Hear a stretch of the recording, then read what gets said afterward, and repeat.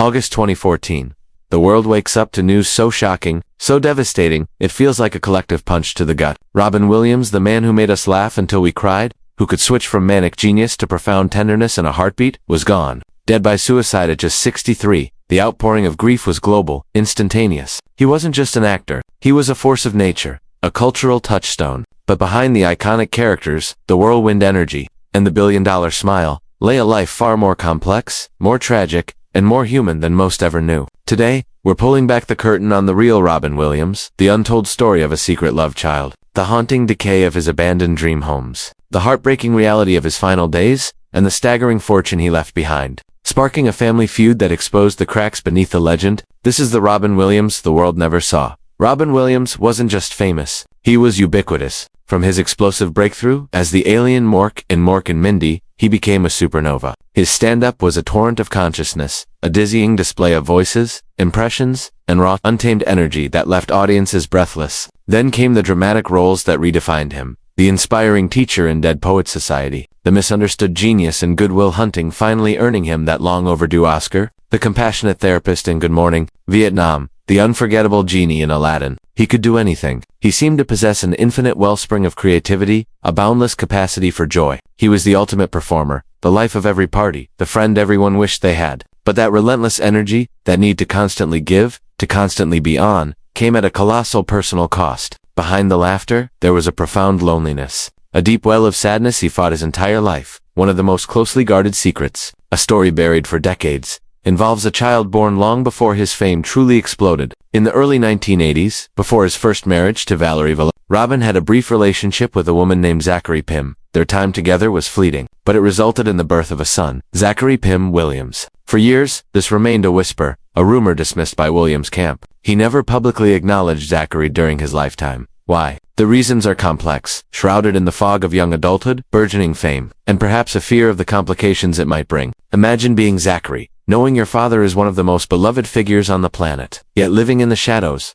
unacknowledged. The pain of that silence must have been immense. It wasn't until after Robin's death that the truth began to surface. Court documents, later confirmed by Robin's third wife, Susan Schneider Williams, revealed the existence of Zachary. Robin had, in fact, maintained some level of private contact and financial support over the years. But it was done discreetly, far from the public eye. This revelation added a poignant, deeply human layer to the man. It spoke of a complicated past, of relationships that didn't fit the neat narrative of his public persona, and of a son who grew up knowing his father's face everywhere, but never hearing him say, "I'm your dad" to the world. It was a secret love, a hidden branch on the family tree that only saw the light after the mighty oak had fallen. While Robin Williams brought joy to millions, some of his own personal dream homes slowly fell into eerie decay, becoming monuments to abandoned dreams. Perhaps the most striking example is his sprawling estate in Napa Valley, California. Purchased in the 1990s for a reported $30 million, it wasn't just a house. It was a sanctuary, a 640-acre paradise nestled among rolling vineyards and ancient oaks.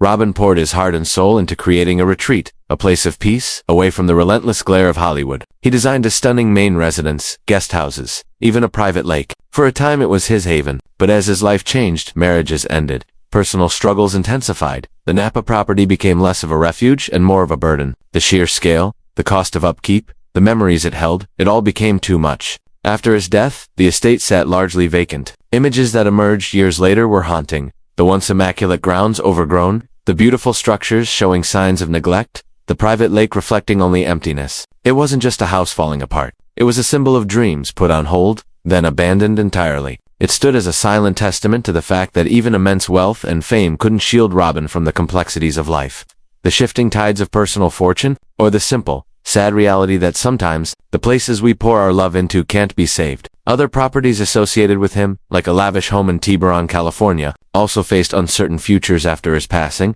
sold off or repurposed, leaving behind echoes of the laughter and life that once filled them. These abandoned homes weren't just real estate, they were physical manifestations of chapters closed, dreams deferred, and the profound sense of loss that permeated his final years. The circumstances surrounding Robin Williams' death on August 11, 2014, were as shocking as they were heartbreaking. Found by his personal assistant in his Tiburon home, he had taken his own life. The initial reports focused on his history of depression, a battle he'd spoken about candidly over the years, But the full picture, revealed later by his widow Susan, was far more complex and medically devastating. Robin Williams was suffering from Lewy body dementia, LBD, a cruel and often misdiagnosed neurodegenerative disease. It's the second most common form of progressive dementia after Alzheimer's, but it brings with it a terrifying cocktail of symptoms, severe fluctuations in cognitive ability, vivid hallucinations, debilitating Parkinson's-like movement problems, and profound sleep disturbances. Imagine the horror. A man whose entire being was built on control of his voice, his body, his mind, slowly losing grip on all of it. Susan described how Robin experienced terrifying hallucinations, including seeing parrots and monkeys in their home. He struggled with paranoia, memory loss, and an overwhelming sense of fear. The disease attacked the very essence of who he was.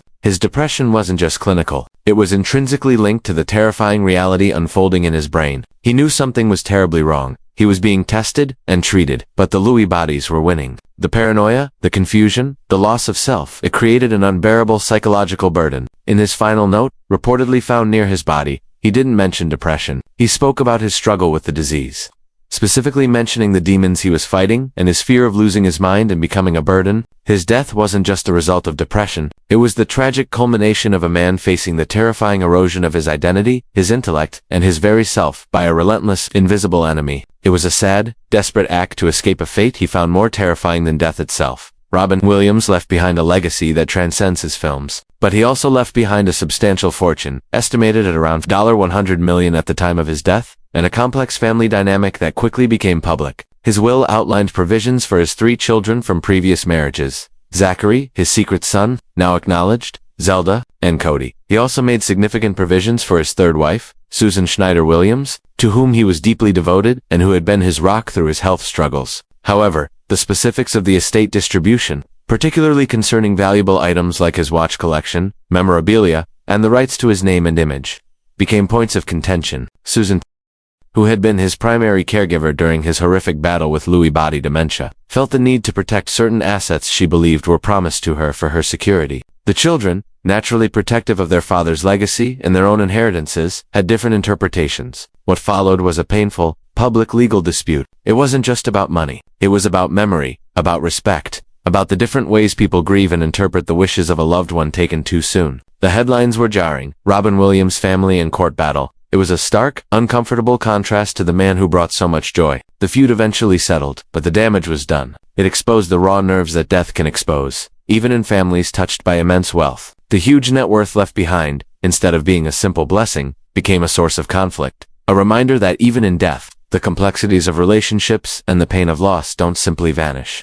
It was a sad footnote to a life lived so large, showing that no amount of money can fully insulate a family from grief and disagreement. So, who was the real Robin Williams? He was the tornado of energy who could light up a room or a screen. He was the tender soul who could make you weep with a single line reading. He was the devoted father, the loyal friend, the generous philanthropist. But he was also a man haunted by profound sadness, by the ghosts of addiction, by the crushing weight of expectation. He was a father who, for reasons known only to him and those involved, kept a son at arm's length from the public eye. He was a dreamer whose personal sanctuaries eventually crumbled, reflecting the fragility of his own peace. He was a brilliant mind under siege by a devastating disease that stole him before the world. He even understood the nature of the thief, and he was a man whose immense wealth, meant to provide security, became a catalyst for family strife in the wake of his passing. His untold story isn't just about the secrets or the sadness. It's about the profound duality of his existence. The laughter and the tears were always 2 sides of the same coin. He gave the world an immeasurable gift: laughter,